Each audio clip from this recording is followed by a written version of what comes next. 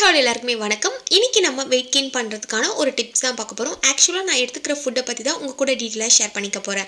One டேக்கு நான் என்னென்ன ஃபுட்லாம் எடுத்துப்பேன்றதை பத்தி பார்க்கலாம் வாங்க. மார்னிங் எழுந்ததும் ப்ரஷ் பண்ணிட்டு ஃப்ரெஷ் அப் ஆகிட்டு ஒரு கிளாஸ் அளவுக்கு தண்ணி எடுத்துக்கோங்க. வார்ம் வாட்டர் எடுத்துக்கோங்க. அட்லீஸ்ட் ஒரு கிளாஸ் இல்லைனா 2 கிளாஸ் அளவு தண்ணி எடுத்துக்கணும்.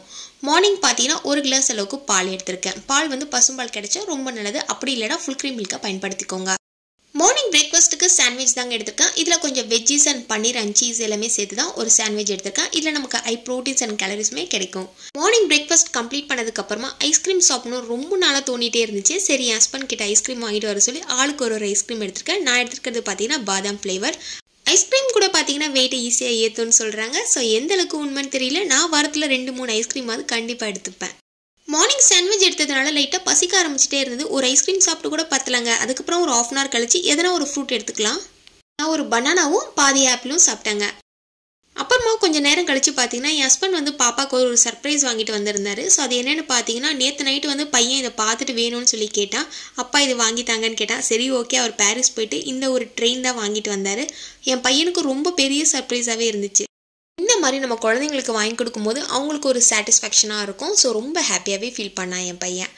மதியமாக அம்மா வீட்டுக்கு போயிருந்தேன். செம்ம வகையாக நான்வெஜ் செஞ்சு வச்சுருந்தாங்க. அம்மா வீட்டுக்கு போனாலே ஜாலி தானே. மூளை ஃப்ரை எக்கு போட்டு நல்லா செம்மையாக ஃப்ரை பண்ணி வச்சுருக்காங்க. அடுத்தது பார்த்தீங்கன்னா ரைஸ் தான். ரைஸ் எப்போவுமே நான் மதியம் கம்மியாகவே தான் சாப்பிடுவேன். சாப்பாடு சாப்பிட்றத விட நான்வெஜ்ஜு, கீரை, வெஜிடபிள் இந்த மாதிரி எடுத்துக்கலாம். இதில் நிறைய நம்மளுக்கு கேலரிஸ் அண்ட் ப்ரோட்டீன்ஸுமே நமக்கு கிடைக்கும். கொஞ்சமாக ரசம் செஞ்சுருந்தாங்க. எனக்கு ரசம்னா ரொம்ப பிடிக்கும்.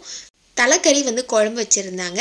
நிறைய இருந்துச்சுங்க. ஸோ ஒவ்வொன்றும் பார்த்துட்டு போட்டு சாப்பிட்டுட்டேன். மதியமே பார்த்தீங்கன்னா செம்மையாக ஃபுல் கட்டிட்டாங்க.